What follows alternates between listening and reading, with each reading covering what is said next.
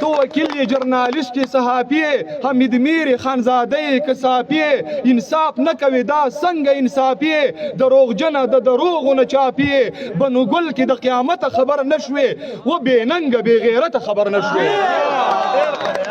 بسم الله الرحمن الرحیم. ټول ناول د انور سوادي صاحب د سجاد نا قرار د خیرړی ادبي تنظیم ډیره زیاته مننه کوم. ډیر خپل پروګرام را جوړ کړی دی.